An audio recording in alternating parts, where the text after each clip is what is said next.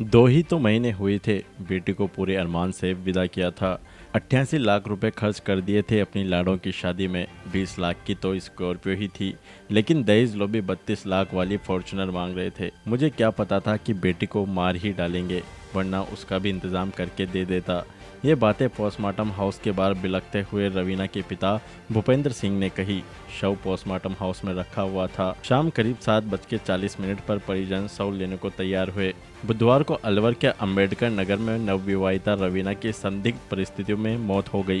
Police का कहना है कि बुधवार शाम करीब 3 बजे रवीना के ससुराल वालों ने एनईबी थाने को फोन किया था। फोन पर उन्होंने कहा कि बहू कमरे में दरवाजा बंद करके फंदे पर लटकी है। अगर आप कहे तो दरवाज़ा तोड़कर उसे अस्पताल ले जाएं। ऐसा लग रहा है कि वो बच सकती है। ये सुनकर पुलिस ने जवाब दिया कि अगर उसके बचने की उम्मीद है तो दरवाज़ा तोड़ दीजिए। हालांकि ससुराल वाले जब रवीना को अस्पताल लेकर पहुंचे तो डॉक्टरों ने उसे मृत घोषित कर दिया। सूचना पर पुलिस भी मौके पर पहुंच गई। शुरुआती जांच में देखा तो मृतका रवीना के शरीर पर भी चोट के निशान थे।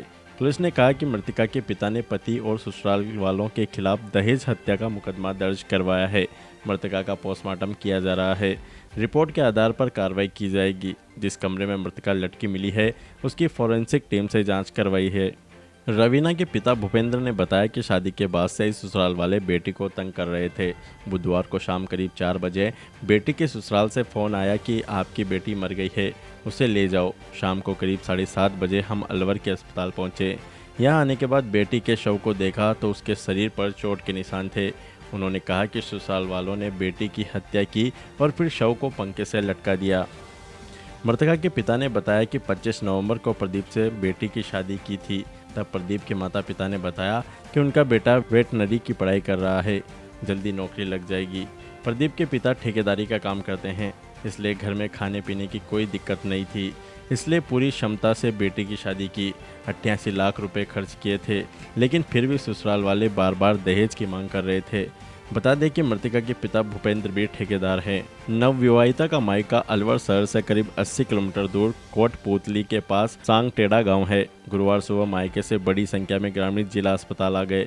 उनका कहना है कि इतनी बड़ी घटना होने के बावजूद पुलिस ने ससुराल पक्ष के लोगों को गिरफ्तार नहीं किया है। तुरंत गिरफ्तारी की जाए, इसको लेकर ग्रामीणों में रोष है। ग्रामीणों के साथ धरना दे रहे मृतका के माता पिता ने जिम्मेदारों पर कार्रवाई नहीं होने तक धरना देने की बात कही। वहीं इस दौरान हस्तक्षेप करने पहुंचे ससुराल पक्ष के एक व्यक्ति की मायके वालों ने जमकर धुनाई कर दी। पुलिस ने किसी तरह मामले को शांत करवाया। पुलिस ने बताया कि मृतका रवीना के पिता की तहरीर पर उसके पति समेत ससुराल वालों के खिलाफ हत्या का केस दर्ज कर लिया है।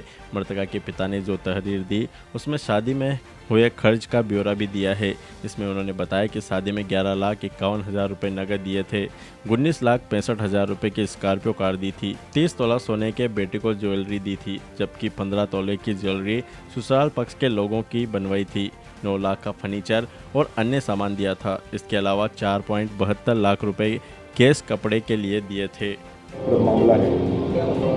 रवीना पुत्री भूपेंद्र सिंह है, रहने वाली पनियाला कोटपुतली की है, 23 साल की उम्र है। 2 महीने 7 दिन पहले इनकी शादी हुई थी। एनईबी इलाके में निवास रखते हैं। कल उनकी संदिग्ध हालत में मृत्यु हो गई। शादी के 7 वर्ष के अंदर ही है, तो उसमें परिजनों द्वारा प्रकरण दर्ज रिपोर्ट देने पर FIR दर्ज कर ली गई है।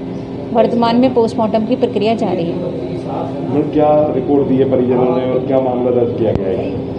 परिजनों ने रिपोर्ट दी है कि शादी के 2 महीने 7 दिन के भीतर इनकी पुत्री को मारकर उसकी हत्या कर दी गई है और उस पर दहेज हत्या का प्रकरण दर्ज किया गया है। परिजनों का आरोप है कि पुलिस गिरफ्तारी कर रही है, आरोपी को गिरफ्तार नहीं कर रही है, डेड बॉडी की भी लेने की वो कर रहे हैं। ये आरोप गलत है सरासर। इन्होंने FIR दी, हमने FIR दर्ज कर ली। अब अनुसंधान की एक प्रक्रिया होती है जिसमें पोस्टमार्टम हो जाए, पोस्टमार्टम के पश्चात बयान नक्शा मौका हो जाए तो उसमें त्वरित कार्रवाई की जा रही है। आरोपी अभी कोई इसमें अभी जब तक इसमें बयान नहीं हो जाते सभी, तो प्रक्रिया पूर्ण होने पे ही गिरफ्तारी की जाएगी। अनुसंधान प्रक्रिया पूर्ण होने के पश्चात ही गिरफ्तारी की जाएगी। हाड़ौती की खबरों से हर समय अपडेट रहने के लिए YouTube पर सब्सक्राइब करें हाड़ौती न्यूज और प्रेस करें बेल आइकन को।